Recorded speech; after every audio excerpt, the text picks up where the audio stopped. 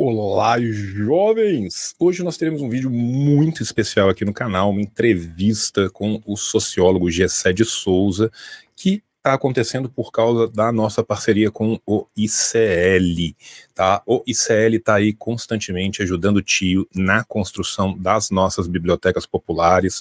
É uma mídia não hegemônica, uma mídia progressista, né? Uma mídia democrática, um palanque democrático para troca de ideias, para a gente aprofundar, né, tudo isso que a gente precisa de aprofundar para organizar o ódio do nosso povo. E eu quero convidar vocês a conhecerem os cursos do ICL, tá? Se você ver ali no cantinho, lá em cima tem um QR Code, lá embaixo, passando na tela, tem o endereço do tio icl.com.br/João Carvalho, e por esse endereço, hoje você pode adquirir os cursos do ICL, cheio de brinde. O gerente ficou louco.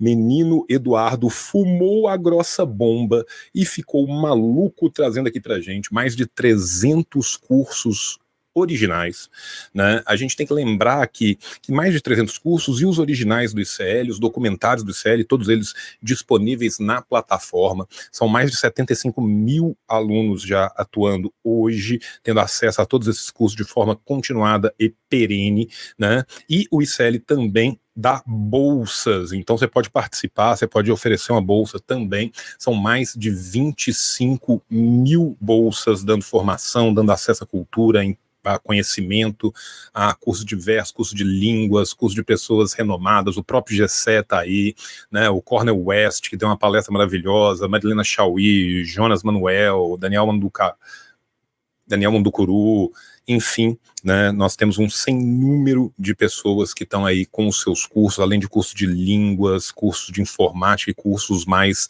diferentes possíveis, tá certo? E a partir do momento que você adquire o curso do ICL, você tem acesso a todos os cursos, inclusive o novo curso completo, tá, do nosso querido camarada Gessé Souza, tá, baseado no seu novo livro, que você vai conhecer tudo sobre esse livro logo agora, logo mais, daqui a 2 minutinhos depois que o tio terminar o pitch, tá, com 4 aulas completas do O Pobre de Direita, tá? Mas é só isso, João? Não é só isso, tá? Tem vários outros cursos aqui do Gessé, curso para você compreender os clássicos, curso para você entender o Brasil contemporâneo, tá? A participação do Gessé com outros vários convidados em cursos diferentes. E se você se tornar membro solidário do ICL hoje, você vai garantir diversos presentes exclusivos que só nesta sexta-feira, no dia de estreia deste vídeo, você vai conseguir. Além disso, você vai estar ajudando as bibliotecas populares do tio, porque a cada curso que entrar hoje, o ICL vai dedicar uma parte desses cursos para as nossas bibliotecas populares. Então, você vai estar conseguindo ajudar alguém, dando uma bolsa, você vai estar tendo acesso a mais de 300 cursos, materiais originais, palestras, você vai estar ganhando diversos brindes, isso, né, por um preço muito módico, tá? Hoje, os presentes exclusivos para os membros, né, que se tornarem membros na modalidade de membros solidários são, né, os 3 livros aqui que vocês estão vendo, tá? O livro do Gessé, autografado, Pobre de Direita, Vingança dos Bastardos, um baita livro. Vocês vão ver a entrevista, vocês vão ver do que eu estou falando, né? O Travessia, né, que é um depoimento biográfico do nosso querido Eduardo Moreira, né, falando como que ele foi de banqueiro a companheiro, como que ele foi de jantar com a burguesia para jantar a burguesia,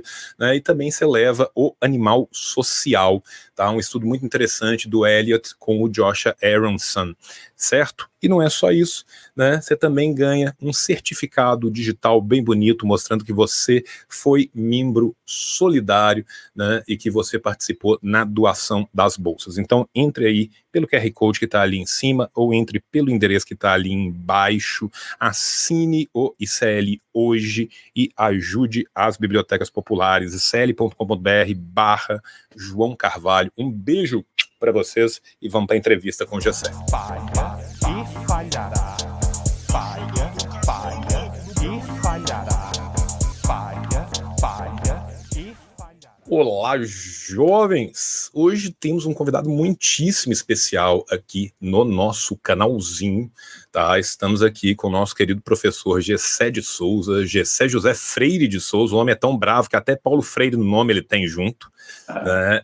Estou honradíssimo de recebê-lo aqui pela primeira vez, espero que a primeira de muitas, né? Para vocês que porventura moram numa caverna e não conhecem o Gessé é escritor, ele é pesquisador, ele é professor universitário, autor de 30 livros, vários best-sellers entre eles, A Elite do Atraso, A Classe Média no Espelho, A Ralé Brasileira, Como o Racismo Criou o Brasil, né? Gessé é doutor em Sociologia pela Universidade de Heidelberg, na Alemanha, pós-doutor em Filosofia e Psicanálise pela New School for Social Research, lá de Nova York. Atualmente é professor titular da Federal do ABC, da UFABC, inclusive um salve para todos os nossos queridos companheiros e camaradas aí na UFABC, né? Gessé foi presidente, né, do Instituto de Pesquisa Econômica Aplicada, o IPEA, que é tão importante para nós, sociólogos, historiadores aqui do Brasil, né, durante o segundo governo de Dona Dilma. Gessé é um homem de uma moral ilibada, que fez um favor para todos nós e foi embora,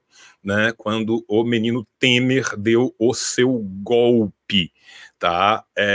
Por fim, né, Gessé é colunista de diversos sites, Gessé está na parte do editorial do 247, e dentre esses vários sites, né, ele também escreve para o site do ICL, e vai estar com a gente hoje para falar do seu novo livro, O Pobre de Direita. Meu querido Gessé, seja muito bem-vindo, obrigado, tá, pela gentileza de ter aceitado, né, o convite. Quero agradecer na sua figura também a Thaís, o pessoal todo do ICL, que tornou possível esse nosso encontro. Tenho certeza que vai ser muito fortuito, né? Tenho certeza que o pessoal do canal deve estar super animado no chat agora, conversando.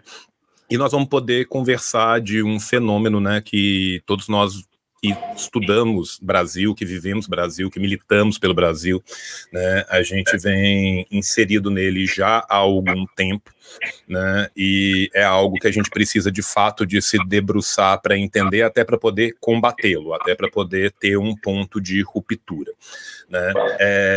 Uma coisa que muitas vezes, Gessé, as pessoas têm uma dificuldade muito grande de compreender, né, é o próprio conceito, é a própria ideia. Como que alguém que é pobre, que alguém que é marginalizado, que é oprimido, acaba por se tornar alguém de direita? Por que que uma lesma votaria no seu saleiro, né? Essa é uma coisa que, né, a gente fica assim se perguntando muito. Essa é uma conversa que acontece não só nos ciclos acadêmicos, mas nos ciclos de conversa, nos ciclos de militância, entre as pessoas nos botecos, né? E uma coisa que eu achei muito legal, né, do seu livro novo, né, é que você foge de uma análise mais academicista, mais reducionista, pensando só em escolhas racionais, numa análise economicista, e você traz uma abordagem de um espectro muito mais amplo, né? Você está ali correlacionando tanto o espalhamento dessa ideologia de manutenção da burguesia, né, quanto todos os fatores sociais e culturais que vão ser engendrados a partir daí,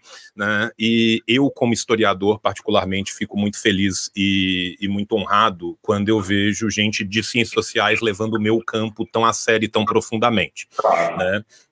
E assim, é muito bem feita, é uma análise muito bem feita, muito pormenorizada, né, da evolução do capitalismo estadunidense, né, dos efeitos desse capitalismo estadunidense sob o controle da sua própria sociedade. A partir disso, como que há a recepção, né, desses ditames que vêm do norte pelas nossas elites, né? Então, assim, eu queria que você começasse um pouco, né, dessa nossa entrevista aqui, contando um pouco da escolha desse nome do livro, de como que esses fatores, né, vão se interinfluenciar e como que isso foi guiando as suas pesquisas para entender esse fenômeno, né, que em última instância é um fenômeno em longa duração, apesar de ser coligido de formas muitas diferentes, né, ao longo do tempo, que é o pobre de direita.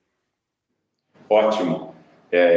Enfim, eu estou muito contente de estar aqui com essa oportunidade, agradeço imensamente o convite. No fundo, eu pensei o quê? Né? Quer dizer, como você muito bem disse, o pobre de direita não é uma coisa nova, sempre foi a grande preocupação. No marxismo também era a grande preocupação. né? Desde o século XIX, etc. Como é que alguém que... Né?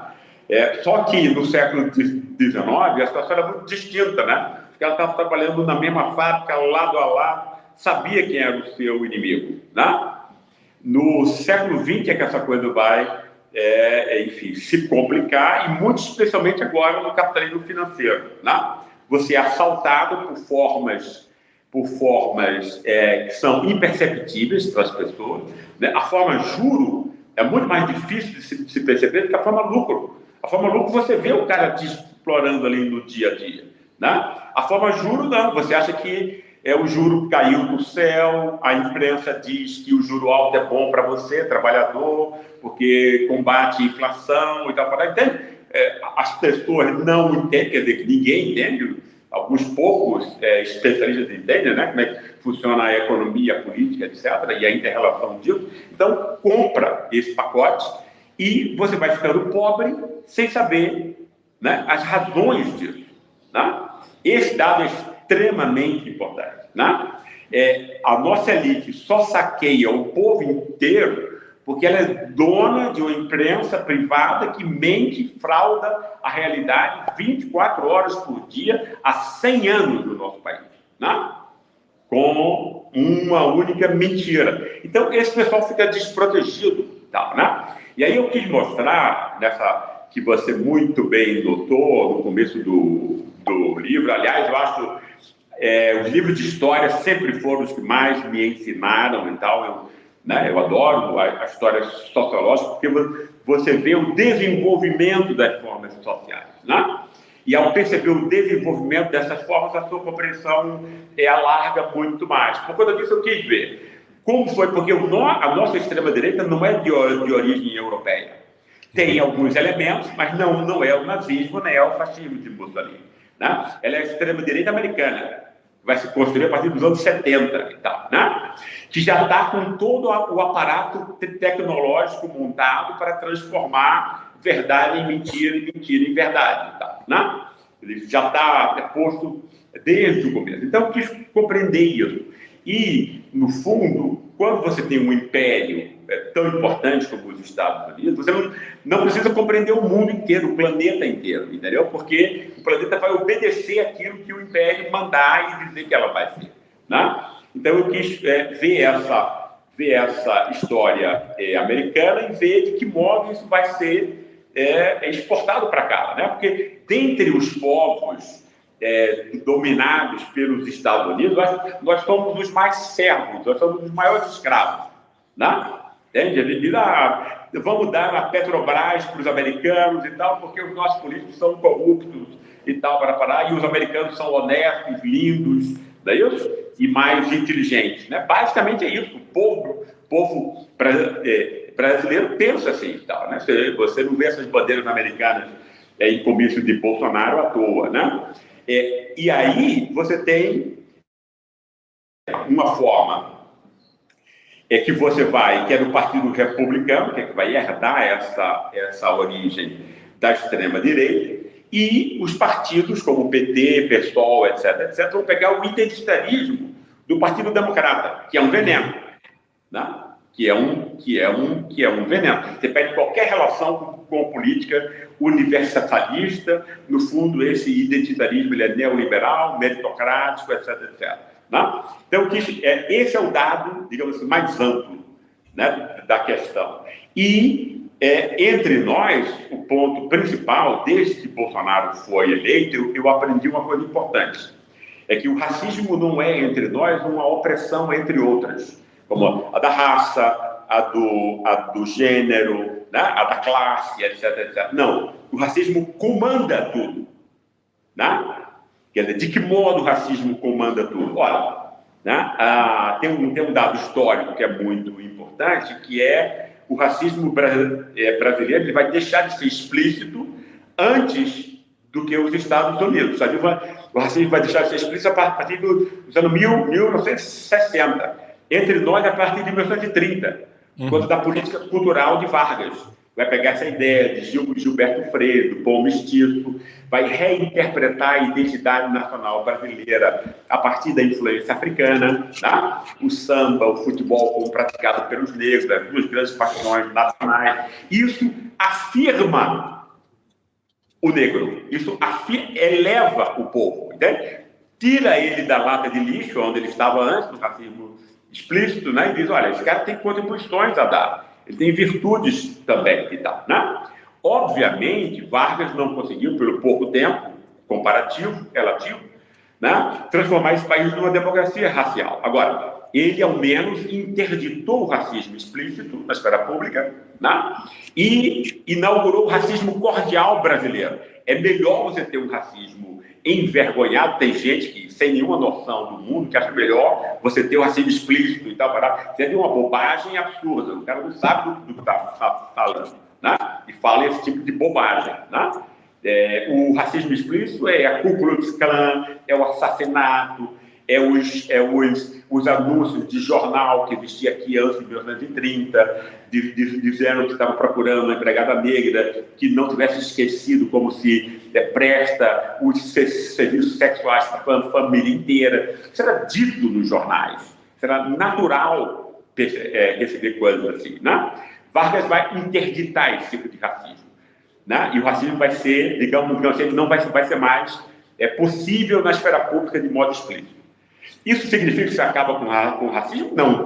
O racismo continua lá no peito das pessoas, só que ele vai ter que ser expresso de um outro modo, né? As máscaras do racismo, entende?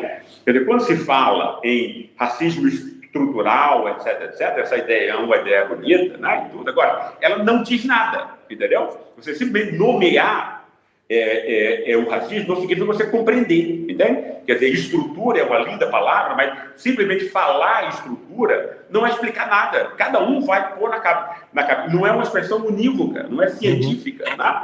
Cada um vai ligar na própria cabeça o que ele acha que é estrutura. Percebe? Isso o leigo, o público leigo, confunde muito isso, né? Acha que você nomear as coisas é você explicar o mundo. Não é, né? Então, a estrutura do racismo é a sua multidimensionalidade, para mim, né? Ou seja, como ele vai assumir nos anos 30, já em oposição a Vargas, a forma de que você não pode mais dizer que o povo, você não pode mais criminalizar o voto popular, que é isso que a elite quer, porque a elite quer criminalizar o voto popular, que é uma elite de ladrões, ela não produz um parafuso, só rouba. O roubo é todo do mercado. O roubo é todo dos proprietários, né? E isso não é retórica, né? A formação histórica do agronegócio é a formação histórica de assassinos e ladrões de terra, né? Até hoje, 500 anos até hoje, né? E a fração financeira do capital rouba o povo por juros escorchantes, por uma dívida pública que ninguém audita. Como é que você paga um negócio que você não sabe como você está pagando, né? Se você não audita, ninguém é imbecil, é claro que é fraude, né? Óbvio, né? Quer dizer, basta você ter o tico e o teco, né? Então, é uma classe dominante de ladrões que precisam se apropriar dos mecanismos de Estado para explorar o povo inteiro. Por conta disso, eles não gostam do voto popular. Ao mesmo tempo, tem que admitir o sufrágio universal, né? Então, o que você faz? O sufrágio universal é uma ideia que você não pode mudar em lugar nenhum, no Ocidente, pelo menos, né? Mas aí você vai o quê? Recriminalizar o pobre, especialmente o preto, né? Quando você vai dizer que ele é corrupto. Aí, por conta disso, se montou essa coisa absurda de que o Brasil é uma continuidade da cultura da corrupção de Portugal, que confunde o público e o privado. Hoje em dia, todo intelectual brasileiro acha que essa é a grande peculiaridade nossa, como se o capitalismo não tivesse sido o tempo inteiro confusão entre o público e o privado, entende? Como se a guerra contra Iraque, em benefício de 3 empresas, né, não fosse a maior confusão possível entre público e privado, né? Então, esse pessoal montou essa concepção de vira-lata para culpar o povo pela sua própria fome, atraso, etc., né? E vai montar essa peça de corrupto, que aí você criminaliza o sufrágio universal. Esse cara é corrupto e confiável, eleitor de corruptos, né? O branquinho da classe média, que tem origem europeia, não vai se achar parte desse povo. A elite de São Paulo, que se vê como americana, você sabe muito bem, por essa esdrúxula construção do Bandeirantes, como se fosse um pioneiro ascético, né? Se acha americana, percebe? Então, o povo corrupto, que elege corrupto, é um povo preto, mestiço e pobre, né? Ou seja, você está pegando o racismo, entende? Transformando o racismo num racismo cultural. É isso que as pessoas têm que entender, para compreender por que o racismo está em todo lugar, embora a gente nunca veja onde ele está, né? Porque ele assumiu outras formas, né? Quase sempre o racismo vai ser moralizado, ou seja, o racista pode dizer agora que ele vai sair à rua, como esses branquinhos histéricos saíram à rua em 2015 e 2016. Eu estava aqui em São Paulo, vi 1,5 milhão de branquinhos bem vestidos, gritando histericamente contra a corrupção, quando eles não têm nada contra a corrupção, eles são os corruptos antes de tudo, né? Entende? 1000 formas de corrupção privada e pública, com Aécio e Temer naquela corrupção filmar, não saiu ninguém em lugar nenhum. Então, assim, o pessoal não tem nada contra a corrupção, né? A corrupção serve para a elite, para manter o poder de Estado, e para a classe média garantir a reprodução do conhecimento legítimo para ela só, sem a competição do povo de baixo, né? Então você tem que moralizar esse racismo, né? Aí você diz, não, eu não estou matando preto ou condenando essas pessoas a não ter futuro ou a ficar com fome e tal. Eu estou defendendo a moralidade pública. Olha que legal para o racista, né? Entendeu? Né? Ou então o outro agora, essa arminha do Bolsonaro, que todo mundo sabe, especialmente nas classes populares, que essa arminha está apontada para a cabeça do jovem preto. Todo mundo sabe disso intuitivamente, né? Bolsonaro sequer precisa apelar para o racismo explícito, percebe? Ele aplica para essa coisa. Ou seja, você transformou o negro em bandido, aí o cara pode dizer, não, eu não odeio o negro, eu odeio o bandido. Ou seja, você moraliza o racismo do cara, ou seja, ele está defendendo a segurança pública, a moralidade pública e tal, né? Que é exatamente o que a gente vê em todos os lugares. O ódio contra o Nordeste, tão marcado nessas 2 últimas eleições, né? Não cabe na cabeça de ninguém que você vá odiar alguém porque ele nasceu numa outra latitude. Isso não existe em lugar nenhum, entende? Isso seria um completo absurdo isso, né? É porque, no fundo, o preconceito regional ele é uma nova máscara do racismo racial, na medida em que 80% da população nordestina é mestiça e preta. Não, entendeu? Então, tudo. Aí as pessoas dizem, ué, mas tudo não é racismo e tal. Sim, meu irmão, mas é o racismo que estrutura isso tudo. Não? Entende? Que a gente vai dar essa força irracional para a extrema-direita. Eu estudei o branco pobre do sul de São Paulo, né? Porque se a classe média só chega a 20%, outra coisa que eu nunca vi ninguém ter chamado a atenção. Num país racista como o nosso, você tem São Paulo e o Sul com 70% de branco. E de São Paulo para cima, no mapa, né? Você tem um país que é 70% mestiço e preto. Entendeu? E você achar que isso não é um dado decisivo da vida política, entende? Né? Aí você tem uma classe média que ela é branca, mas ela não chega a 20% em lugar nenhum. Significa que no Sul e em São Paulo você tem pelo menos 50% da população composta de branco pobre, né? Com raiva, que ele vai se achar o racismo é a forma mais natural de você montar um mapa social, porque ele é o mais simples, né? E cada um de nós precisa montar isso, e o cara diz, olha, eu tenho um sobrenome alemão e tenho essa vida aqui, nada. Ele não sabe que ele foi injustiçado, não teve acesso ao capital cultural que a classe média estabelecida teve, né? Ninguém explicou isso para ele. Aí ele tem duas opções. Ou ele enfia essa adaga envenenada no peito, porque ele acredita na meritocracia, diz, eu sou um fracasso nisso. Ou ele vai, que é o que a extrema-direita faz, manipular essa raiva dele, que não se transforma em indignação, né? Se ele soubesse quem é o cara quem comete a injustiça, né? Ele iria para a Faria Lima e cortava ali algumas centenas de pescoços, né? Entendeu? Isso é indignação. né? Isso é política, você saber quem é o seu inimigo, né? Que o povo brasileiro não sabe. Como não sabe, você pode, é o gay, é o preto, é a mulher, é o nordestino, é o cara do almoço grátis, do Bolsa Família, é o bandido para parar, né? Entendeu? Aí o cara, isso permite que esse cara está com uma adaga envenenada no peito, que ia dar depressão, alcoolismo, etc., ele tira e joga em alguém que ainda é mais frágil do que ele, né? Aí você tem, desses 80% que são pobres, você tem o quê? A parte de cima ganha entre 2 e 5 salários mínimos, que foi a classe de suporte de Bolsonaro.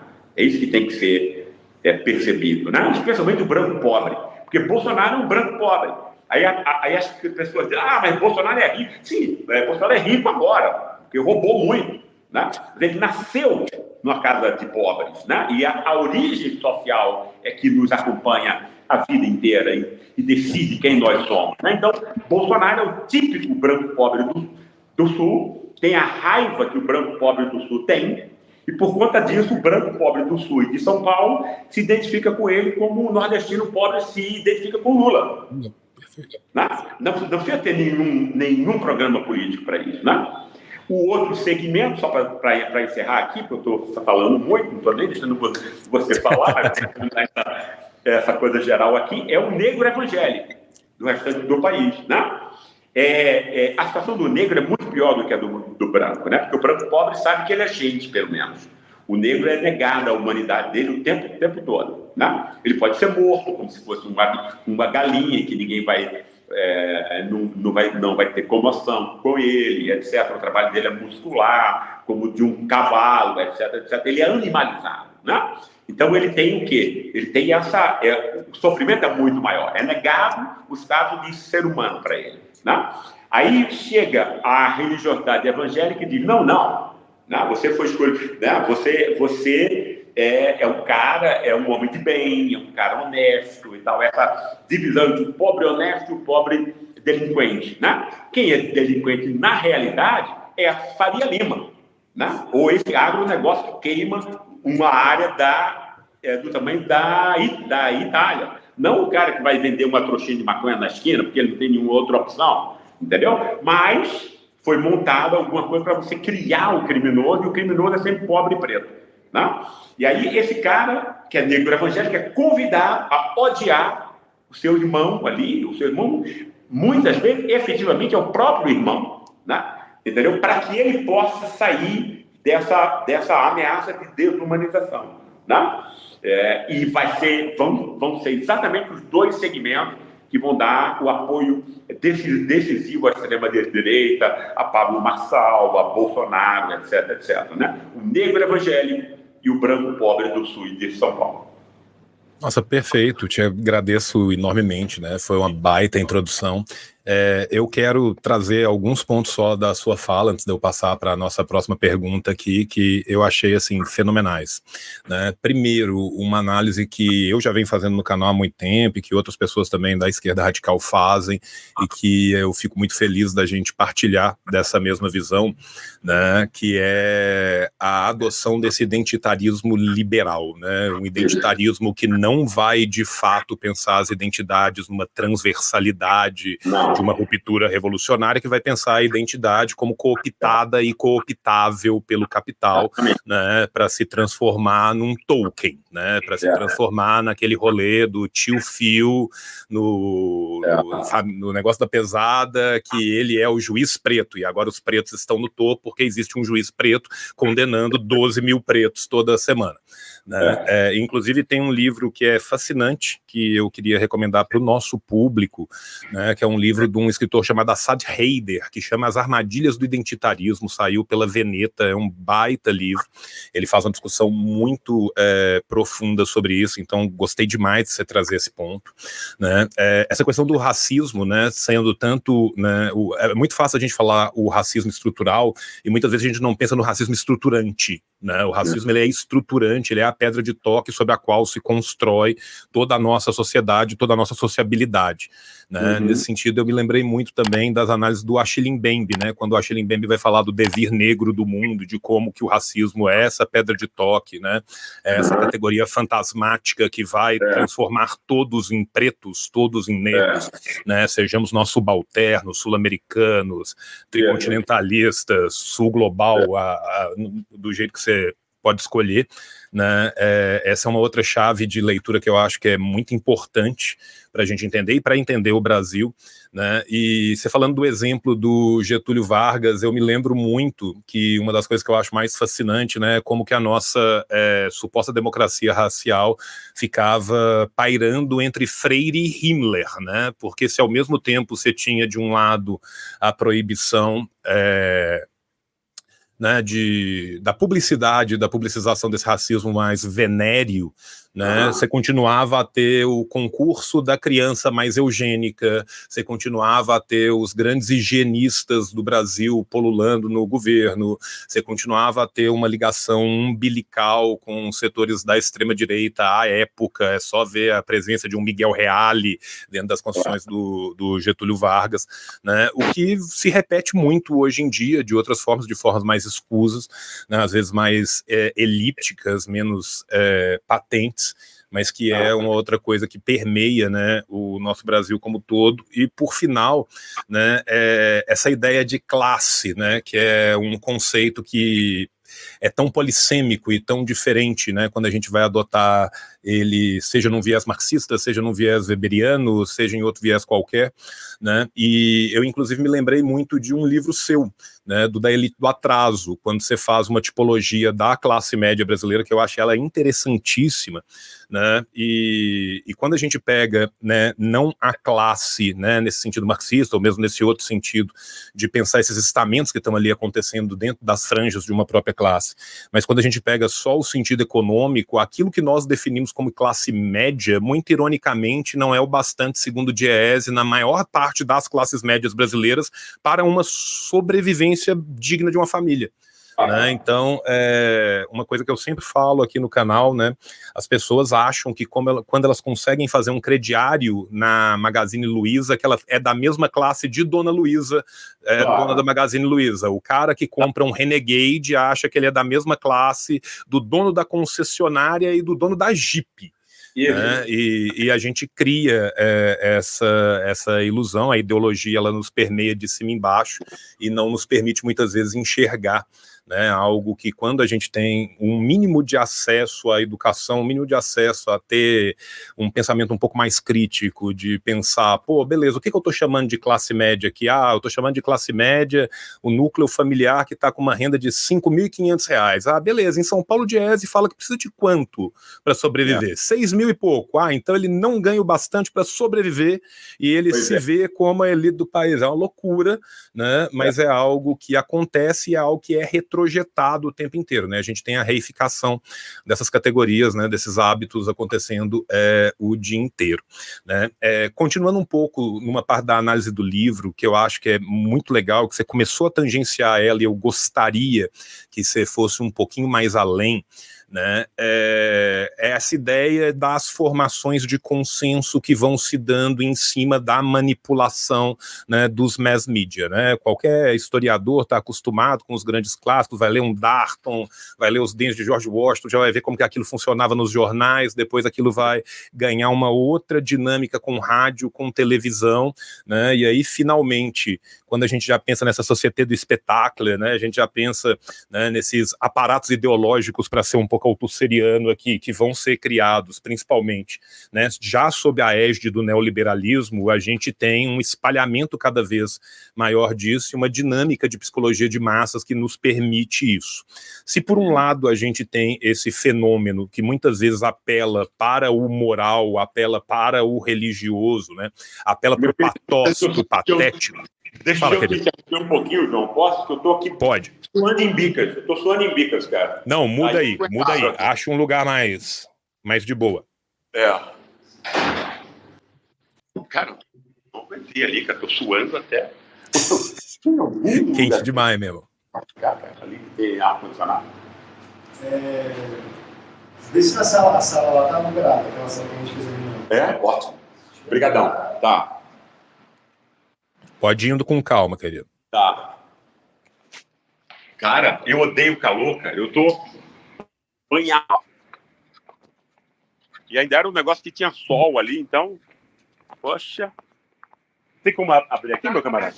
Tá aberto? Aqui, né? Opa, Você tá na casa do ICL aí? Tava lá que eu tô gravando agora. Hein? Tá? É mesmo? Que legal. Tá chegando perto do Pebolim aí no final da casa do ICL? Pode abrir aqui, querido? Não é aqui, né? Eu sempre erro. Não aprendo nunca isso.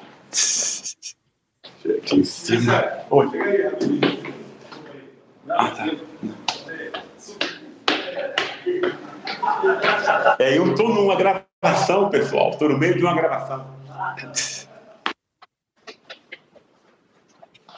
Aqui tá ocupado, tá, Felipe? Tá ocupado. Oi, tudo bem? O pessoal tava aqui numa gravação. Só que eu tô suando em bica, assim, eu fui ali no outro negócio, não tem ar-condicionado, não tem nada. Sol. Quando eu olhei assim, tava pingando, entendeu? Eu pedi pro rapaz aqui, não, eu vou lá pro outro prédio. Tem algum lugar que eu possa só terminar? A Gabi ainda tá lá gravando? Acho que não. Pode ser. Pode? Eu vou expulsar você. Se a Gabi não tivesse, Eu acho que quem faz isso. Obrigado, hein, pessoal. Deus pague aí a cada um de vocês aí pela boa ação.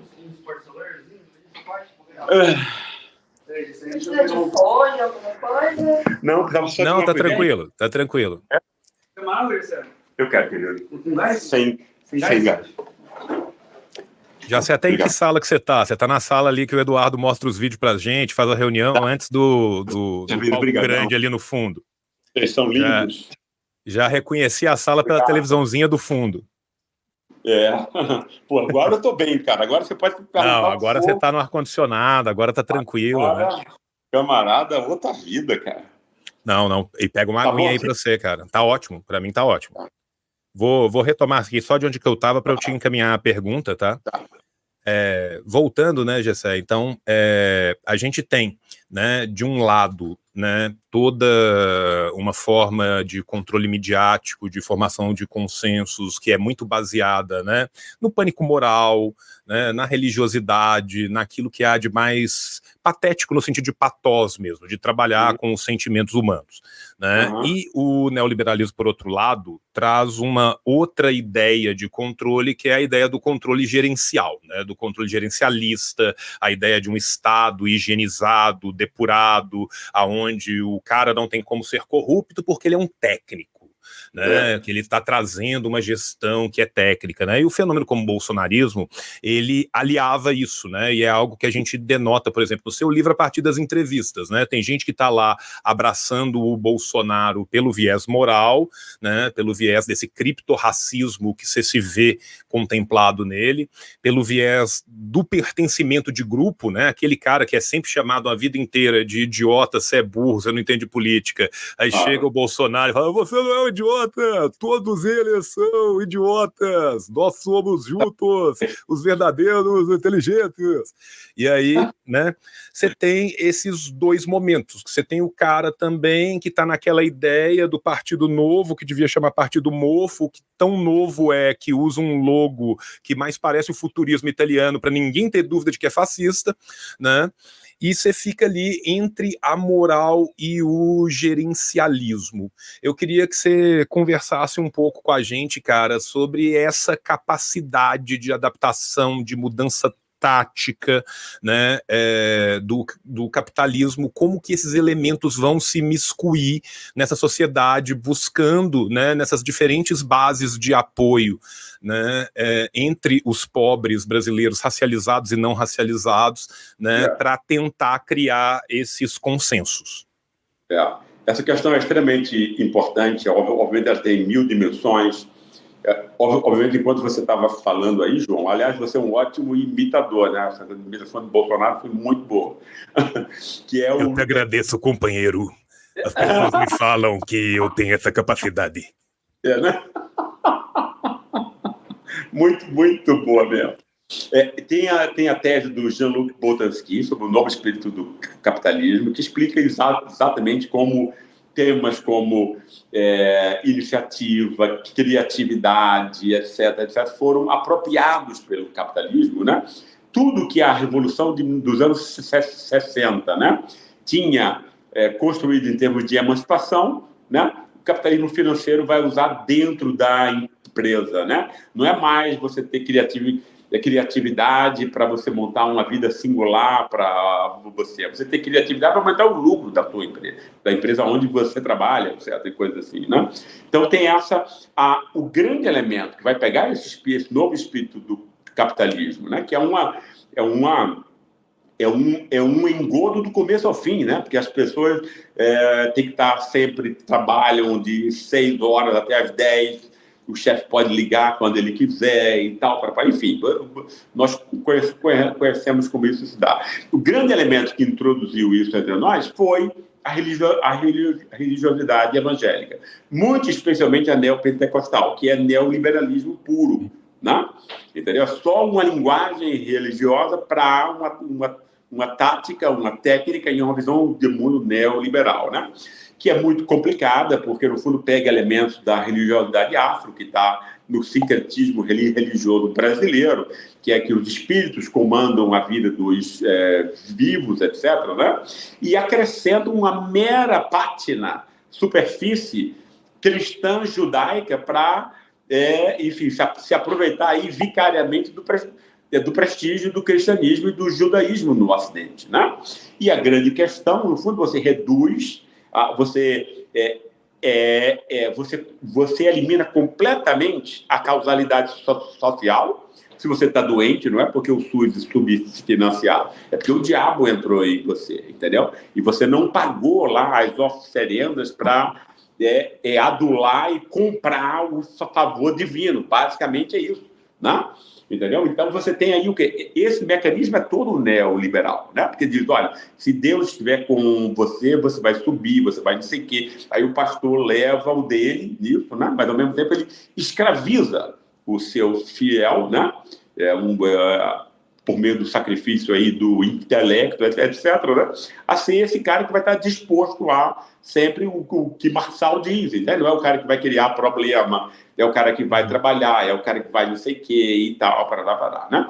Isso tudo entre nós entra pela religiosidade evangélica, muito especialmente pelo neopentecostalismo, mas como o neopentecostalismo teve um sucesso muito grande, ele influencia todas as outras denominações, que vão pegar elementos que são próprios desse, enfim, desse ethos neoliberal, né? Que é exatamente uma coisa que eu já tinha pego, por exemplo, no ralé brasileira, né? Que é o fato de que de que o pobre ele introjeta incorpora mais do que qualquer outra classe os preconceitos que a elite construiu para o oprimi-lo, né? E a meritocracia é a principal deles, e tal, né? Então a gente tem aí uma construção que é extremamente importante, desculpe aqui a caída do negócio, né? Que é extremamente importante, que tem a ver com essa dimensão religiosa. Foi muito importante para o livro do Pobre de Direita, né? Porque isso explica muito porque você tem não só o branco pobre do Sul e de São Paulo, mas o negro evangélico do resto do país, né? Não é isso? Aí você vai pegar... E esse negro evangélico não tem a mesma situação do branco pobre, é muito, muito pior. O branco pobre não tem que provar sua humanidade, o negro tem, né? Entendeu? Então, quer dizer, o buraco é muito mais embaixo, ele pode ser morto pela polícia, o trabalho dele é um trabalho animal, muscular, etc., né? E aí, para ele, a chance de escapar dessa condenação é mais importante ainda. Aí ele embranquece, como o embranquecimento se dá entre nós, que nunca é fazendo como Michael Jackson fez para, enfim, deixar a pele branca, etc., etc. É você assumir os valores do opressor como se fossem seus, né? E essa ascensão existe há 500... Ou seja, o identitarismo neoliberal, né, existe entre nós há 500 anos. Porque há 500 anos o negro, né? Quer dizer, não só o capitão do mato, mas especialmente o mulato e o mestiço, podiam ascender desde que fosse individualmente e desde que ele assimilasse os valores do opressor, né? Então, acontece com o identitarismo neoliberal, que é uma ascensão individual e, portanto, é enganosa, ou seja, não tem nada a ver com combater a desigualdade. Você não combate a desigualdade com a ascensão individual, ao contrário, você legitima a desigualdade, né? Sem leis universais, enfim, sem redimir essa classe de pessoas que foram abandonadas, né? Então você tem aí esse elemento que, por exemplo, no negro evangélico fica vai estar acoplado esse ethos neoliberal a essa necessidade de você estar, né, ganhando esse respiro, essa bolha de salvação ao custo de quê? De você oprimir mais ainda o seu irmão e o seu vizinho, né? Eu acho que esse é o esquema social do apoio ao fascismo, à extrema-direita, né? A manipulação da vulnerabilidade desse pobre que é humilhado, não sabe como nem por quem. Acho perfeita essa sua explicação e, assim, o meu doutorado é sobre Fanon, né? Então, assim, quando eu estava lendo essa parte, me lembraram muito dois textos que para mim são muito clássicos, né? Que é o Racismo e Cultura, né? E o Pele Negra, Máscaras Brancas, do Fanon. Né? No Racismo e Cultura, o Fanon traz exatamente, né, essa ideia, né? O Fanon é estudioso de Balandier, né? O Balandier traz a ideia da situação colonial como essa situação totalizante, que não vai simplesmente, né, ir contra uma economia, ir contra uma geografia, mas ela vai contra a geografia, contra corpos, contra cultura, contra tudo, né? E nesse primeiro momento, essa cultura mumificada, quando ela tenta se liberar, uma das formas dela se liberar é pela mímica, né, pela mimese, pela mimificação. Então, muitas vezes, quando a gente tem, né, esses homens negros reificando o preconceito, ou quando a gente tem, por exemplo, as mulheres falando de uma família patriarcal como se aquilo fosse, né, algo que não as explorasse brutalmente, isso me lembra muito essas análises fanonianas, né, que já estão ali, né, na década de 60 e que vão chegar no Brasil pelo próprio Paulo Freire, inclusive, né? E uma outra coisa que eu achei muito interessante foi a chave sua de análise para o branco pobre, né? O ressentimento. E aí me lembrou muito os trabalhos da Maria Rita Kel, que também trabalha muito com essa ideia do ressentimento. E há pouco tempo atrás, um grande amigo meu, que é um dos maiores antropólogos que a gente tem, né, que é o Orlando Calheiros, ele foi parte da Comissão da Verdade, é um cara genial. Ele fez uma análise que eu achei muito interessante, né, que ele fala que o bolsonarismo vem se tornando o Velho Testamento da extrema-direita brasileira e o Marçal vem se tornando o Novo Testamento, né? Se o bolsonarismo opera pela chave da dor, do ressentimento, da punição, né, o Marçal e essa nova escola vai operar pela chave de uma utopia que é distópica, mas essa chave parúsica de salvação, de possibilidade vindoura, né? E eu vi isso muito na sua análise, quando a gente pensa como que o branco pobre vai ser preso a esse esquema, a esse estratagema, e como que o negro pobre vai ser preso a esse esquema, esse estratagema. Eu gostaria que você desenvolvesse um pouco mais, né, essa ideia do ressentimento dentro do banco pobre, né, porque assim, o banco pobre no Brasil, quanto mais no sul, ainda mais do que no sudeste, né, porque são pessoas que vieram de origem colonial, né, lembrando que eles já eram pobres quando saíram de lá, ninguém vem, né, numa terceira leva de imigração, se fosse muito rico, o cara que é rico, ele sai na primeira leva a pedido do governo, com a carta estatal, né, as pessoas que para cá vieram já eram pessoas muito empobrecidas, né, e hoje em dia elas se veem muitas vezes em grandes cidades, trabalhando nos mesmos curtumes, trabalhando na mesma indústria de sapato, vivendo no bairro ao lado do bairro dos negros, mas ele se enxerga como este alemão, como este italiano, como este europeu. Eu queria que você falasse um pouco mais dessa chave de análise do ressentimento. Claro, claro. Isso é extremamente importante. Quer dizer, no fundo você tem isso, né? E a humilhação, porque o ressentimento, no fundo, ele é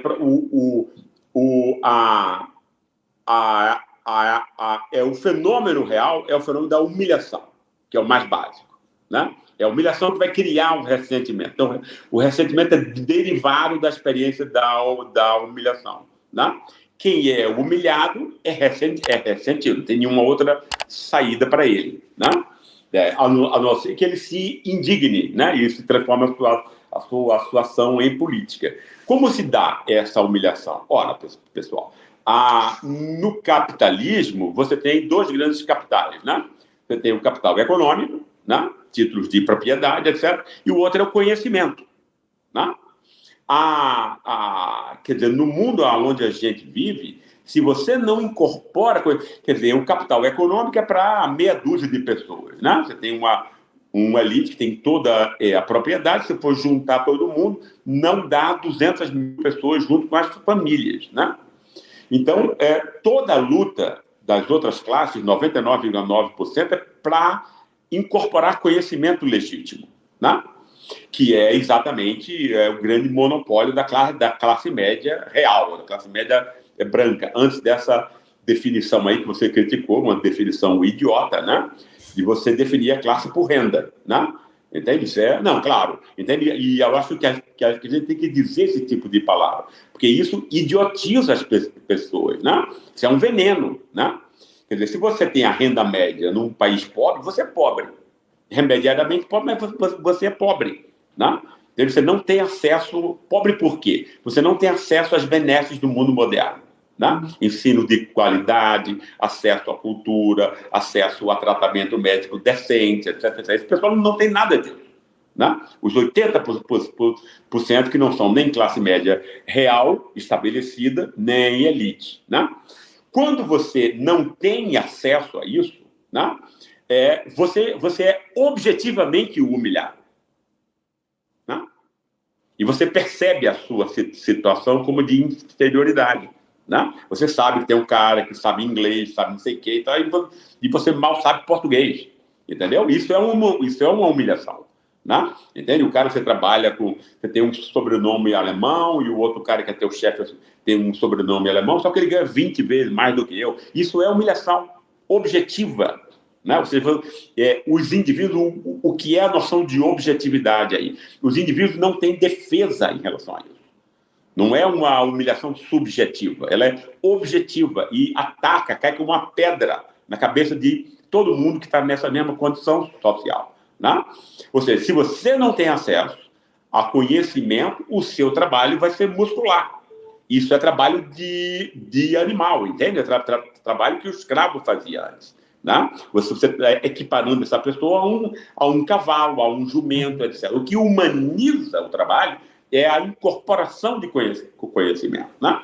Como esse conhecimento está monopolizado na classe média branca, e essa classe média branca vai sair às ruas sempre, não por conta de corrupção, porque ela é corrupta até os ossos, né? Mas quando algum governo quiser incluir pretos e pobres, muito especialmente botar preto em universidade, que para esse povo, preto na universidade tem que ser para lavar o banheiro e para cortar a grama, não para sentar, entende? No lado lá da... Se ousar pegar um avião no aeroporto, então... Esse pessoal sai às ruas por conta disso, para manter o monopólio do conhecimento legítimo, né? E aí obriga que os 80% brancos e pretos, né, se sintam humilhados, né? Esse é o mecanismo principal. Ou seja, você, obviamente, desses 80%, tem uma parte aí que é... Ai, a Gessé caiu.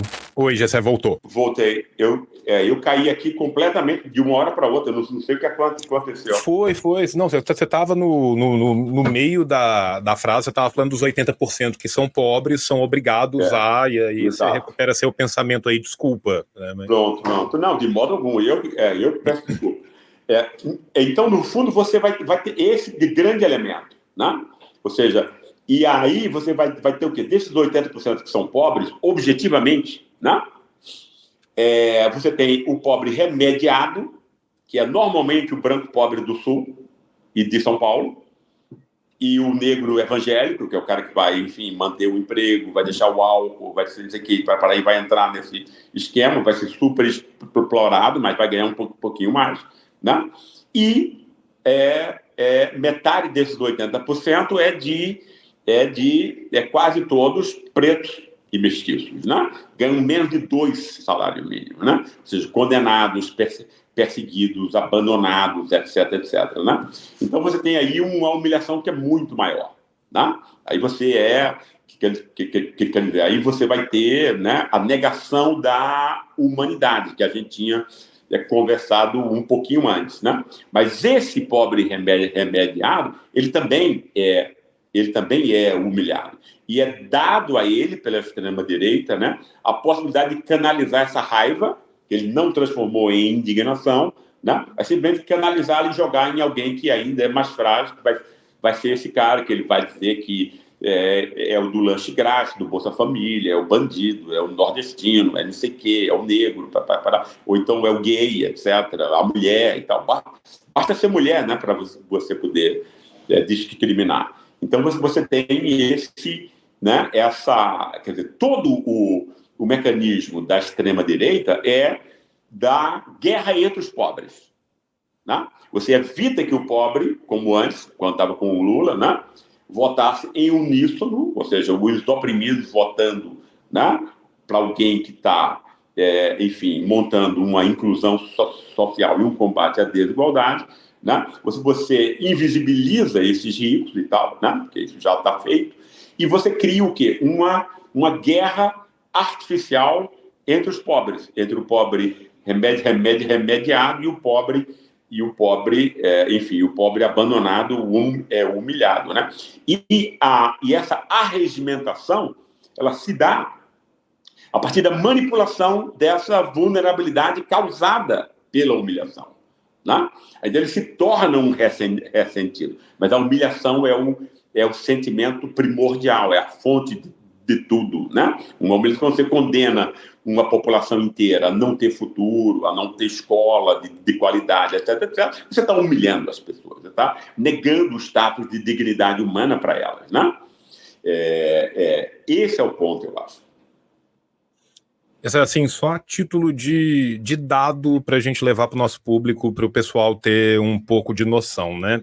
O Ministério do Trabalho, ele solta a RAIS todo ano, né? Com os dados da RAIS ainda de 2021, para você estar no 1% mais rico de cada estado brasileiro, né? Você tinha que ganhar ali entre 8 e 15, 20 mil reais, dependendo do estado, né? É óbvio que você tem estados onde você vai ter uma concentração de renda maior, como, por exemplo, Distrito Federal, você tem um funcionalismo, né, o topo do funcionalismo público que vai puxar essa média para cima, você tem outros estados onde isso vai ser muito mais baixo, né, até por causa das condições, mas ainda assim, né, isso seria para estar no topo 1%. E a gente sabe que esse topo 1% não representa nada, porque a diferença do cara que acabou de entrar no topo 1% e que amanhã pode perder um emprego, ele está muito mais perto do mendigo que está na rua, né, do que do cara que tem uma renda familiar, que já rompeu a linha de Cantillon, que recebe...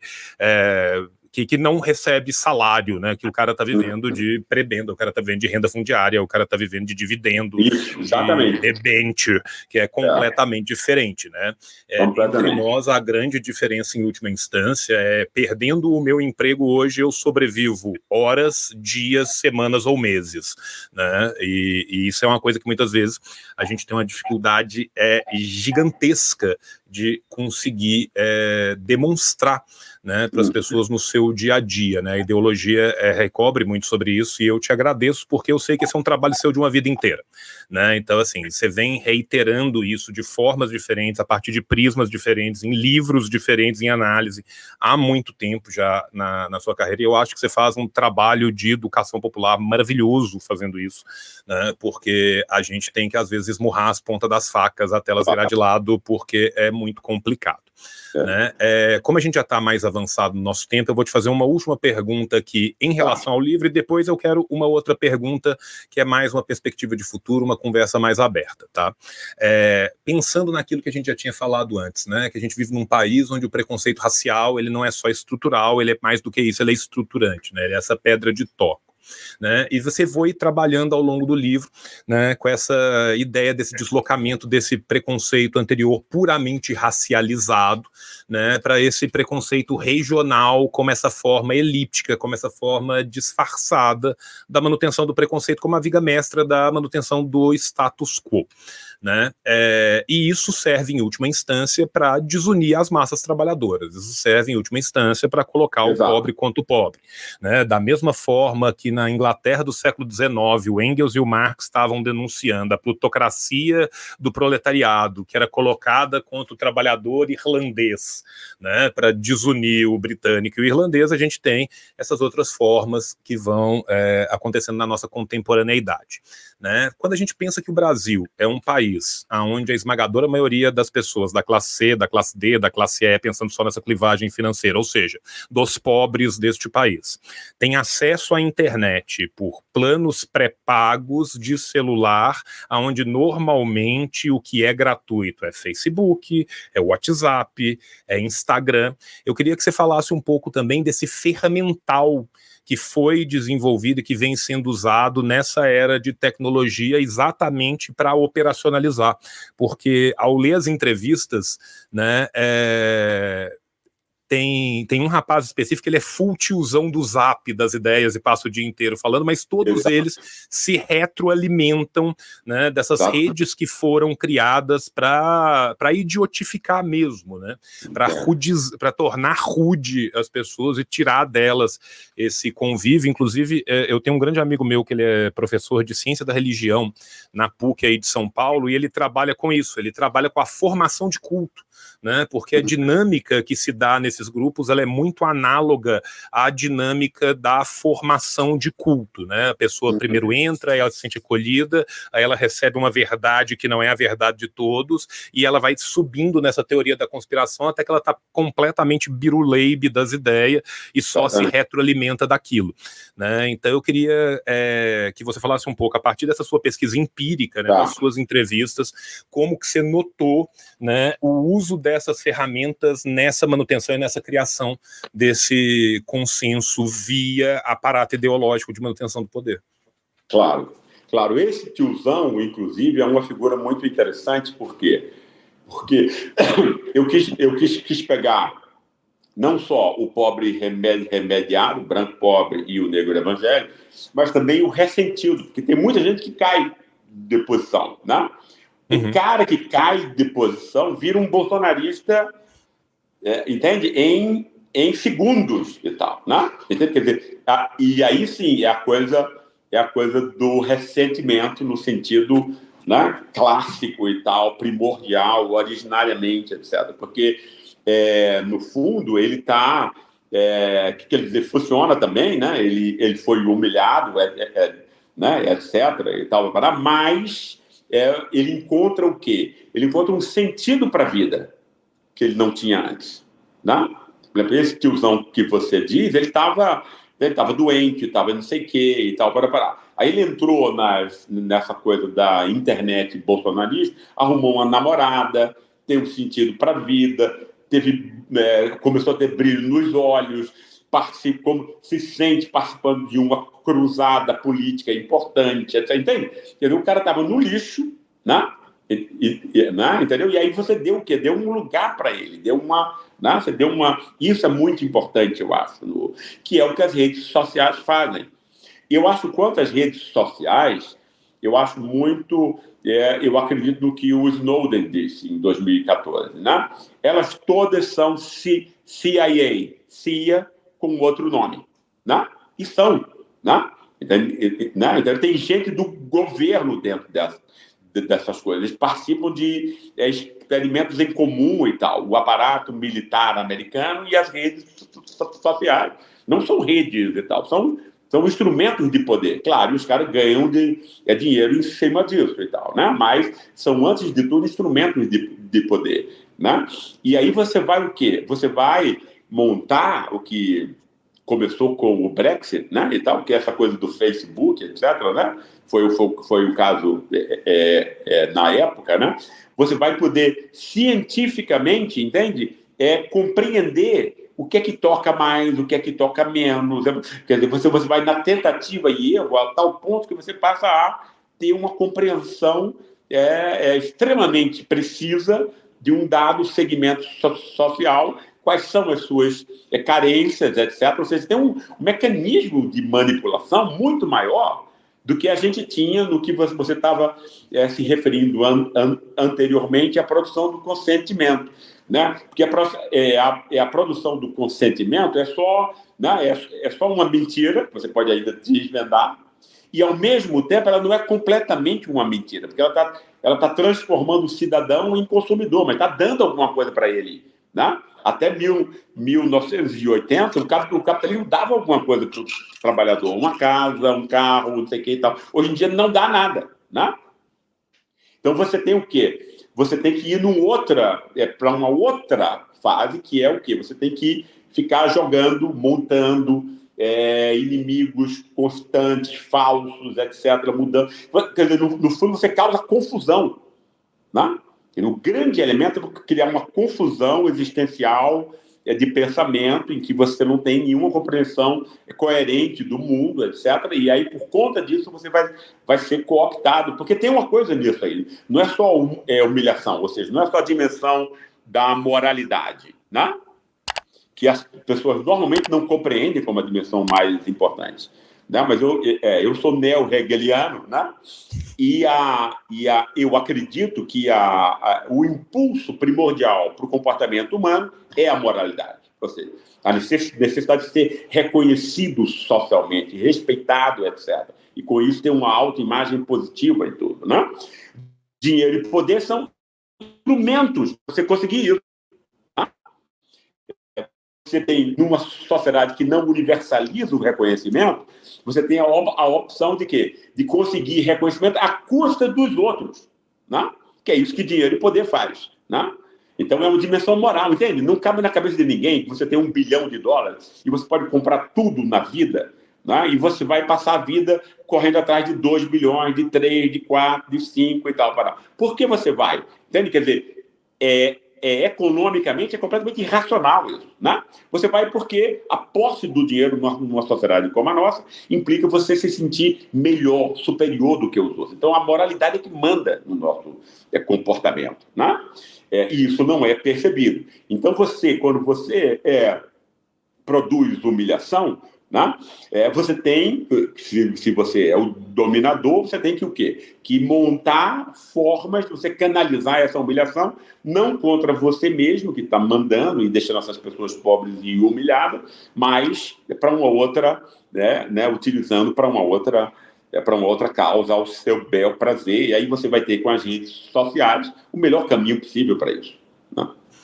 Perfeito, perfeito, professor. Nós estamos chegando aqui, né, já mais para o final da nossa entrevista, e você estava falando, cara, né, de todo esse arcabouço, de tudo como isso funciona, né, e eu sei que muitas vezes também a gente tem que esperançar um pouco o nosso público, então eu deixei esse final mais para a gente falar um pouco do outro lado também, né? Por quê? Porque muitas vezes a pessoa vai vendo as análises dos marxistas, a análise dos professores progressistas, das pessoas que têm, né, um bom conhecimento, militância de uma vida inteira, e você vai ficando muito desesperançado, né? E a gente quer que a desesperança não paralise as pessoas, mas sim que as radicalize, né? A gente acredita que um outro mundo é possível, né? Nós não estamos dentro de uma prisão panóptica Foucaultiana que ninguém vai conseguir sair nunca para um lado e para o outro, né? O próprio Marx, né, dizia que de tempos em tempos é facultado aos trabalhadores escolher seus sequazes, né? A gente vive num Estado democrático burguês,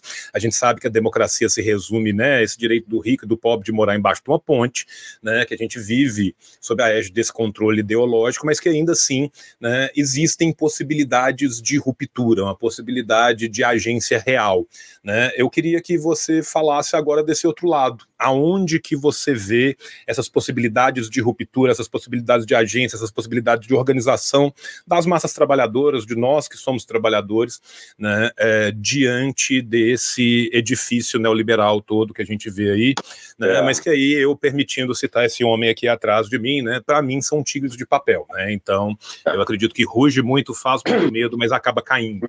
Então, queria que você deixasse para nós, como uma última palavra, uma palavra de esperança, uma palavra de ruptura, né? Aonde que você enxerga essas possibilidades de ruptura, né? Dentro da nossa sociedade. Tá, eu vou dizer aonde eu acho, mas eu queria acrescentar que eu não sou o cara eu não sou, como Max Weber dizia, o profeta da boa-ventura. Sou o profeta da desgraça, percebe? Né? Quer dizer, você tem que alertar as pessoas ao que está acontecendo e tal, né? Denunciar, etc. Né? Isso é uma função importante também. E aí, no fundo, você tem que criticar as mentiras que estão aí e tal, né? E aí, nisso, eu acho que teve, né? Quer dizer, aí você desmontou os sindicatos, né? Você tem uma tradição dos partidos de esquerda entre nós que não travam a luta cultural, como Getúlio Vargas travou. Eu sou muito contra, João, né? Essa criminalização de Getúlio Vargas, que é uma criminalização da elite de São Paulo, né? Porque, obviamente, cada pessoa, e você é historiador, né? Quer dizer, o contexto histórico explica muita coisa, né? E ele era um homem da sua época como qualquer pessoa, né? Mas o que ele fez, em termos de projeto nacional, mas não só na indústria, na modernização do Estado, etc., mas muito especialmente na afirmação da cultura popular, né? Que foi descontinuado, né? O PT não tem trabalho de coisas, entende? Quer dizer, essa criminalização de Getúlio, por exemplo, Francisco Verfó, que foi secretário-geral do PT durante muito tempo e um dos ideólogos mais influentes, a grande influência dele foi exatamente criticar o getulismo, entende? Ou seja, é exatamente o que a Faria Lima faz. É exatamente o que o Fernando Henrique disse que ia fazer. Eu quero acabar com a herança de Getúlio, né? Essa herança, o que é? Da mobilização popular, né? E de uma afirmação popular, porque senão você não vai conseguir nada, você precisa tirar essas pessoas do lixo onde elas estão. Essas pessoas se sentem um lixo, entendeu? E são pessoas passivas por conta disso. E tal. Você retira delas toda a energia. Quando você abandona, persegue, humilha alguém, você destrói essa pessoa. Né? Como, por exemplo, você tem que destruir o escravo constantemente e tal, para que ele continue sendo escravo. Né? Então, eu acho que a principal crítica a isso, porque o meu desespero nisso, é porque eu acho que as pessoas que estão com a mão na massa sequer percebem que o principal, entende? A coisa mais importante, né? Isso Max Weber dizia, mas Lenin dizia também, né? É você separar o principal do secundário. Qual é a contradição principal? Quais são as secundárias? O que importa saber é a principal, porque todas as outras vão ser hierarquizadas e secundarizadas a partir dela, né? A grande questão política é você esclarecer as pessoas, né? O resto é secundário. Né? Então, você tem que ganhar as almas. Você tem que entrar na luta pelas ideias hegemônicas e tal. No marxismo, a grande figura é exatamente Antônio Gramsci, que não à toa é o marxista que eu mais admiro. Né? Então, você vai ter aí o quê? Ou seja, se você... Entende? Porque o que é que a esquerda, PT e tal, pensa? Né? Tem um marxismo vulgar aí, entende? Eu vou mudar a economia um pouquinho, e aí as pessoas espontaneamente vão saber que isso entende? Isso é de uma ingenuidade, de uma infantilidade, entende? Né? Quando eu fiz, em 2010, o livro sobre os batalhadores, né? Ou seja, exatamente essa tal nova classe média, para criticar esse conceito, né, imbecil, que faz com que o pobre pense que é classe média, e a classe média pense que ela é elite, isso invisibiliza mais ainda a elite real. E o principal dispositivo de poder é você invisibilizar a origem desse poder, não é isso? Ele fica não criticado, né? Por exemplo, quer dizer, você entregar o Ministério das Comunicações para o Centrão, né? Entende? Você não organizar minimamente rádios comunitárias que possa ter um... Nós estamos aqui, né? Por exemplo, a fundação do ICL foi pensada em grande medida em papos meus com o Eduardo Moreira, era exatamente isso, entende? Como é que você pode ajudar nesse processo que é o mais importante de esclarecimento dessas questões com uma mídia completamente, né? Como você faz, como muita gente faz, etc., que é o trabalho mais importante, é o trabalho político mais importante. Mas isso não é percebido, entende? Né? O nível da nossa elite política, mesmo de esquerda, não chega ao grau de compreender isso, que é a coisa mais óbvia, né? Entende? Para o agir político. Entende? Então, a gente tem que ter uma crítica disso. Né? E essa crítica, em grande medida, é você descontinuar o que foi feito com o getulismo. Entende? Né? Onde você tinha uma luta né? A teologia da libertação, inclusive, vai nascer a partir disso, a coisa né? Da organização da Igreja Católica, com as organizações populares, é um rescaldo disso. Né? E que foi completamente descontinuado, né? Não existe mais teologia da libertação. Teve aquele papa idiota, né? O João Paulo II, que acabou com isso, né? E abriu as portas, né, para você destruir a própria religião católica e vir essa coisa evangélica conservadora para cá. Né? Quer dizer, não tem... quer dizer, o mal que esse papa fez foi uma coisa incomensurável, muito especialmente para a América Latina. Né? Então você tem aí esse elemento, ou seja, não tem ninguém, não tem nada, né, que possa assumir, depois que você acabou com os sindicatos, obviamente, né, esse trabalho de educação, esclarecimento, né, a luta pelas almas, a luta pelo coração e pela mente das pessoas. Esse é o trabalho político primordial. Infelizmente, a nossa classe política, né, em oposição àquela que existia antes, anos 30, 40, 50, esqueceu completamente isso, né, e não tem a menor ideia. Entende? É isso que me dá desespero. Entende? Os caras não têm a menor ideia. Né? Tem lá os mecanismos e tudo, e não faz. Não faz porque não sabe. Né? Não faz porque não compreende. Entende? É uma mediocridade de espírito, no caso. Né? Cara, te agradeço demais por tudo que você trouxe. Eu vou me permitir uma coisa, porque eu sei que meu público vai rir muito disso aqui, né? E assim, o meu dever é ainda, Gessé, te tirar do Weber e te colocar nas tetas de Mao Zedong, tá? Então eu quero te falar que não apenas o Weber e não apenas o Lenin, quem trabalha com contradição principal e contradição secundária melhor do que ninguém no meu campo, é o menino Mao no da contradição. Quem fala da luta constante pela questão cultural é menino Mao na grande revolução cultural proletária. Então, assim, você tá na beira do maoísmo já, menino Gessé, estamos te aguardando aqui ansiosamente, tá? E falando sério, cara, assim, a gente só consegue trocar uma sociabilidade por outra sociabilidade.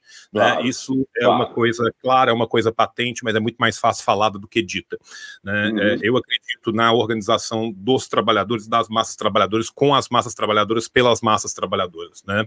A gente vem vendo, apesar de um ataque continuado que teve à forma sindicato, por exemplo, desde o neoliberalismo, né? O começo de uma ressurgência, gente mais jovem voltando para dentro do sindicato, mesmo em sindicatos grandes, mesmo em grandes centrais, você vê a CUT com gente um pouco mais jovem, ocupando certos pontos, tentando avançar, você vê sindicatos de bancários, sindicatos de funcionalismo público, começando a dar essa avançada, né? Os coletivos, os movimentos populares, eles conseguem, alguns deles, se livrar desse identitarismo liberal, se livrar dessa pecha estadunidense que tem ali, se organizar de fato nas suas bases, tentando criar. Esse é um trabalho de formiguinha que a gente vai fazendo, cada um no nosso canto, cada um da forma que consegue. Eu acho que o seu livro é importantíssimo para isso. Tá? Quero te agradecer imensamente pela oportunidade. O canal está aberto, sempre que você precisar, sempre que você quiser, tá aqui, tá aberto. Para mim foi uma honra ter estado aqui contigo. Aqui é uma tribuna democrática e você sempre será muito bem-vindo. Te agradeço demais mais uma vez. Em seu nome, agradeço a todo mundo do ICL. Né? Quero lembrar para o pessoal também que está vendo esse vídeo, o QR Code que está ali em cima vai direto lá para a página do ICL. Se você fizer, né, os cursos do ICL, você tem vários cursos do GCE mesmo lá, você tem curso de várias outras pessoas, Jones Manuel, tem um tanto de gente que está lá dando curso, tem curso de formação também, você quer aprender uma língua, pô, meu espanhol não é legal, sempre quis aprender francês, preciso de aprender um inglês para fazer uma prova de concurso. Você vai conseguir isso num preço que você não vai conseguir em nenhum outro lugar, né? E você ainda vai receber diversos brindes. Então eu peço essa ajuda, e mais ainda, né? O ICL, ele dá parte da assinatura que é feita pelo meu link para mim de volta. Eu uso isso tudo no meu projeto de bibliotecas populares, né? A gente entregou o primeiro projeto agora em Ribeirão das Neves no primeiro semestre, e nesse segundo semestre nós vamos entregar 5 mini bibliotecas populares nos acampamentos da Liga dos Camponeses Pobres, no norte de Minas e no sul da Bahia, e o ICL é muito importante nisso. Então, Gessé, muito, muito, muito obrigado, tá? Vou te deixar você falar suas últimas palavras, se despedir, pessoal quiser te seguir, pessoal quiser te ler no ICL, te ler no 247, fala aí das suas, né, um pouco dessa sua presença, fala as suas últimas palavras, e mais uma vez, meu querido, muito obrigado mesmo, de coração, foi uma experiência maravilhosa para mim, e tenho certeza que foi também para todos que vão estar nos assistindo. Eu que agradeço, João, por sua gentileza, e achei belíssimo esse trabalho que você faz e tal. Isso é uma coisa linda, né? Não tem nada mais importante do que isso, levar conhecimento, livros, etc., para quem mais precisa, para quem foi negado isso tudo, né? Não existe atuação humana que seja mais relevante, mais elevada e mais importante do que isso, né? Então, os meus parabéns sinceros a você, né? Eu sou comprometido com essa coisa, né? Quer dizer, eu vejo como a minha missão de vida, né? Instaurar um saudável ódio a essas elites canalhas que nos dominam há 500 anos, né? Entendeu? Esse aqui é o sentido da minha vida, né? Entendeu? E eu queria, para fechar, dizer a você um negócio que eu comecei a gostar de livros e a planejar me tornar intelectual com Karl Marx, né? Ou seja, o marxismo nunca me deixa no fundo, né? Max Weber é muito mal compreendido, porque ele é percebido como um opositor de Marx. Isso é uma bobagem fundamental, né? Weber, porque as pessoas confundem a vida pessoal do cara com a obra dele. A obra dele é uma obra de crítica, é uma obra crítica. Ele quer ver como é que as grandes religiões, por exemplo, né, vão montar esquemas para legitimar a dominação social e política. Esse é o interesse dele. Mas tem um outro cara, que é uma espécie de mais moderno para mim, que é o Pierre Bourdieu, que é o cara que vai explicar exatamente essa questão de que por que você tem pobre, né, que não... enfim, que você tem pobre que tem ódio de pobre, ou tem ódio de si mesmo, etc. Né? Que foi, no fundo, a grande questão que eu quis compreender, né? Então, meu querido, enfim... Não, e aqui, ó, estamos muito juntos, vou aproveitar e vou aqui, ó, já vou fazer a propaganda grátis da Unicamp também, tá? Esse livro do Burawoy é uma obra de arte, ele chama Marxismo Encontra Bourdieu, tá? Tem muito mais ponte do que as pessoas imaginam entre o nosso campo e o Pierre Bourdieu. E eu te falo uma coisa assim de coração, querido, eu era medievalista, meu mestrado foi em medieval. E o meu referencial teórico era basicamente o Bourdieu para estudar análise de campo e o Weber para pegar do Vicente Gesellschaft a parte de religião. Então, assim, eu super te entendo, sabe? Assim, super concordo. Tá? Tá ótimo. Querido, então, um grande abraço, João. Obrigado. Um grande abraço para você também. Um grande abraço para todo mundo que fica. Minha cachorra está desesperada. Se eu não ficar alisando ela constantemente, ela vai ficar latindo. Vocês vão ficar aí com o latido da Pretinha. E nós estamos fechando aqui por hoje. Até um próximo dia. Um beijo para todos. Fiquem agora com o nosso segundo pitch aqui do ICL. Não vai embora ainda. Nós vamos falar um pouco mais sobre os cursos. E aí sim vocês vão estar liberados. Gente, beijo e tchau, tchau. Terminou. Não terminou não. Não saia daí. Eu estou falando com você, Carlos Eduardo. Eu tô te vendo, Carlos Eduardo. Você está saindo da sala. Não saia, Carlos Eduardo. Não saia, porque você viu essa entrevista maravilhosa e você tem a oportunidade de hoje, e somente hoje, adquirir os maravilhosos cursos do ICL no Precínio, ser membro solidário, doar uma bolsa, ganhar um rio de presentes e aprofundar a sua própria formação. Nós estamos falando de mais de 300 cursos, de especiais, dos originais do ICL, mais de 25 mil bolsas com concedidas, 75 mil alunos dentro da plataforma que só cresce, com 3 milhões de reais combinados em doações. Você que viu a entrevista fantástica que a gente teve aqui com o nosso querido Gessé, você pode fazer o curso dele completo, O Pobre de Direito, um curso de 4 aulas, tá? Baseado nesse livro, que você pode ganhar o livro também, só hoje. Mas como, João Bottini, me conte, temos ali no alto o nosso QR Code, e vamos ter aqui agora embaixo também, porque o editor tinha esquecido de colocar, o editor sou eu mesmo, tá? O endereço do ICL, passando ali embaixo, icl.com.br/João Carvalho. Por esse endereço, eles vão conseguir, é ótimo, né? Eles vão conseguir rastrear os biscoitos, tá? Os biscoitos do seu web browser, e a partir deles concluir que você veio do tio, e aí eles vão dar um pedaço da sua assinatura para a gente construir as nossas bibliotecas populares, tá? Lembrando aqui que eu falei que hoje vai ter brinde exclusivo, né? Você ganha os 300 cursos, você ganha acesso a todos os originais, você ganha acesso a todos os outros cursos do professor Gessé. Você que não conhecia o professor Gessé, ficou aí impressionado, o homem é o brabo, fala bem pra caralho, mobiliza aquele ódio gostoso de classe. Você pode ver os outros cursos dele, mas não é só isso, não. Hoje, quem se tornar membro solidário do ICL vai garantir super presentes. Quais presentes, João? Eu esqueci.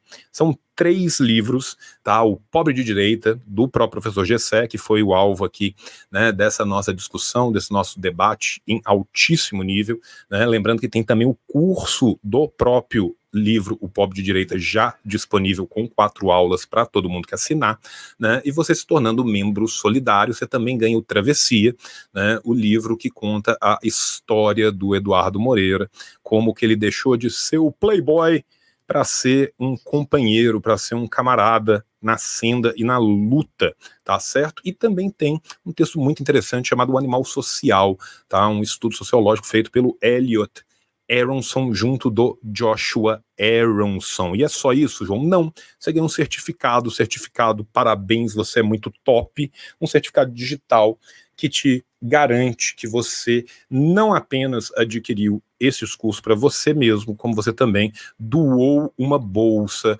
para as diversas instituições que compõem, né, esse organograma expandido do nosso querido ICL, tá? Então você vai ganhar 300 cursos, ganhar os originais, ganhar o curso novo do Gessé, ganhar todos os cursos do Gessé, levar 3 livros para casa, sendo que um deles é autografado pelo próprio autor, ganha um certificado top e ajuda uma pessoa que não tem esta capacidade de conseguir, né, pagar pela bolsa. Então, você solidariamente está trazendo mais um para dentro do bonde, tá? Você está ajudando as nossas bibliotecas populares, porque hoje, né, as assinaturas que entrarem nesta sexta-feira a partir do link, né, do tio João, esse cl.com.br/João Carvalho, que está passando ali abaixo, ou se você for muito jovem e tecnológico, direto no QR Code que está ali no canto superior do nosso videozinho, tá? Parte das entradas das bolsas da sua assinatura vai ser doada para o nosso projetinho das bibliotecas populares, tá certo? Então aproveite essa oportunidade, aproveite lá para a sua formação, tem curso de língua, tem curso de informática, tem curso de tudo que você imaginar, né? Você está precisando de preparar para um concurso, vai ter, então cola nessa que você passa de ano. Obrigado ao pessoal do ICL pela parceria continuada, pela chance de poder conduzir essa entrevista, que eu acho que foi tão elucidativa, de tão engrandecedora para todos nós. Um beijo no coração de vocês. E agora sim, Carlos Eduardo, você pode ver seu futebol, pode dormir. Agora você está liberado. Beijo para todo mundo e tchau, tchau. O capitalismo falhou, falha e falhará em cada uma das sociedades